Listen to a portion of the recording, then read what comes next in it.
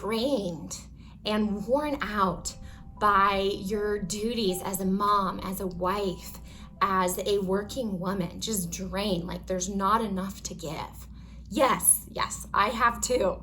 So today I'm going to share with you my number one daily self-care habit that has made a huge difference, that has been life-changing for me. Let's jump right in. My number one self-care daily habit is to get up early before my kids are up and to get alone quiet time.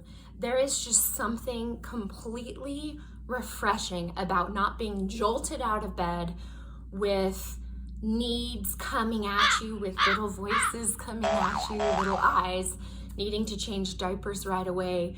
There's something so refreshing to your soul and your spirit to start a little slower. So let me tell you what I do.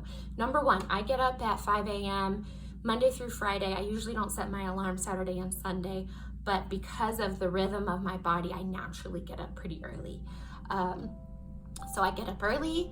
I don't do my makeup. I don't do my hair. I don't talk to my husband in the morning. Like, I don't talk because I'm not up, right? I'm not awake. But I put on my cozy sweatpants, my cozy sweatshirt. I pre-program the coffee the night before so that it's ready to go. It's hot and it's done at 5. I've got my essential oil diffuser ready to turn on in the morning because it's comforting to me.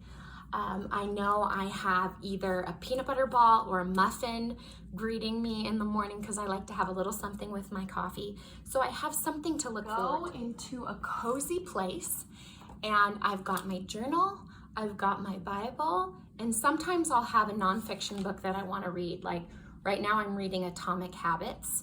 Sometimes it'll be a parenting book. If there's something that I'm wanting to read that I have to learn, I'll do it in the morning because otherwise there's no learning for me at nighttime. That's too hard. So those are the things I start with.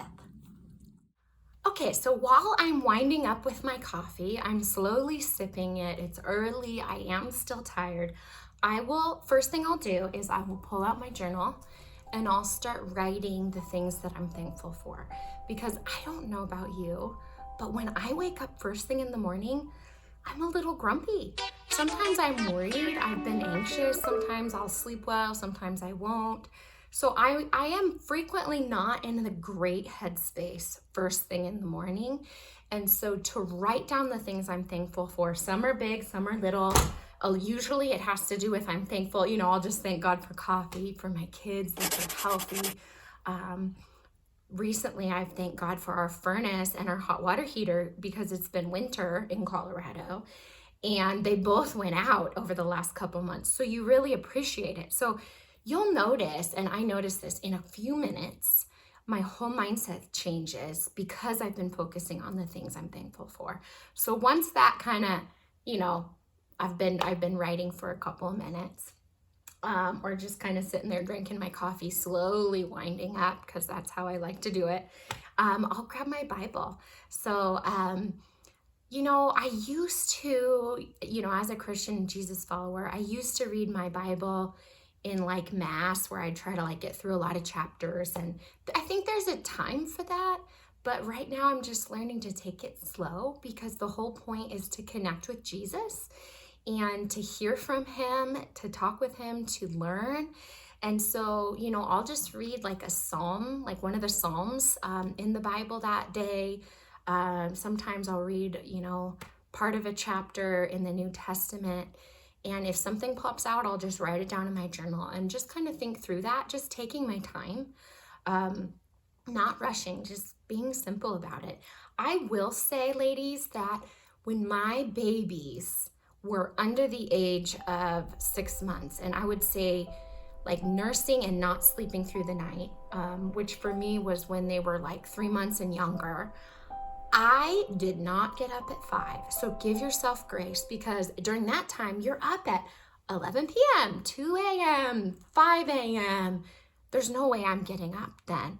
So give yourself grace if you're in that time period where you have an infant that's nursing or not sleeping through the night. Just give yourself grace. What I did during that time is I actually just got like a little simple devotional, like Jesus Calling, or I actually really like this one. It's called Savor by Shauna Niequist. And she has like some recipes and stories and like devotionals in there. And it's something that I could read. It's just this little tiny page a day, something that I could read while I was nursing. And it still like God still spoke to my spirit. And sometimes all you got is like 2 or 3 minutes and it's okay. So that's that. The next thing I do during that quiet time is I will read a nonfiction book sometimes because that is my time to learn. So right now I am reading through Atomic Habits. There's like a how to teach your kids how to handle money book that I'm trying to learn, a parenting book, that kind of thing. If there's enough time, I will read like a few pages of that and just learn. I just want to learn. I don't do so well learning in the afternoon and evening, so this is my time because I'm fresh and it's quiet. So a couple ideas on how to make this happen, because practically, it takes some effort to get this habit started. So one of my friends has been trying to get up early for a long time. And she told me that she started to get up just 10 minutes before her kids got up. And then once she had that mastered, so maybe give that a few weeks, you're getting up 10 minutes before your kids get up. Then you add a little more time and maybe you get up a half an hour before they're up, and then give that a few weeks. So you're building a habit. You're not just shocking your system with waking up an hour and a half before your kids. That's just not sustainable. So start small. Start really small. The second tip I have for making this sustainable is to have a bedtime routine. So we give our kids a bedtime routine, right? We get their jammies on, we sing them a song, we read them a story, we pray, we put them to bed. That actually really helps their little systems calm down. And as adults, we need the same thing. So sometime if you want to hear our bedtime routine, my husband and I have one, but it involves reading a novel, it involves tea, it involves turning our phones off and leaving them in the other room and having like an old-fashioned alarm clock so we're not on our phones all night and all morning. And it involves going to bed between about 8:30 and 9, because otherwise you've got to have sleep. So that's one way we do it. The other thing is, I think slowly teaching your bigger kids that are not in their crib, that can come downstairs or come into your room during your quiet time, teaching them, like I usually hug them and say, okay, this is mama's quiet time, okay? You need to go back in your room.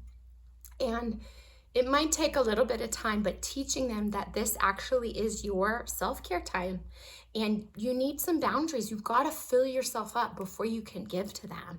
And that is perfectly okay. And it's actually really necessary. Just putting some mama boundaries around yourself. Do not feel guilty. This is completely good for them. Oh, one last thing I forgot to tell you is that during my kind of journaling Bible time, that is the time that I use to pour out my heart if I'm not doing well. So, if I've had a fight with my husband, I'm not going to call my mom. I'm going to write it in my journal. I'm going to talk to God about it. If I'm anxious about work, or if we have, just hard stuff going on, or finances, or stressed relationships, or parenting, or hormones, or if there's anything going on, that's the time that I use to just pour out my heart to God. And I usually write it because for me, that's therapeutic. It helps me to process. If you're not a writer, if that would drive you nuts, maybe you just go in a room where you're not going to wake the kids up and you just whisper it, you just talk to God and you just pour your heart out, because that's processing. And then I usually try to be still for a couple minutes.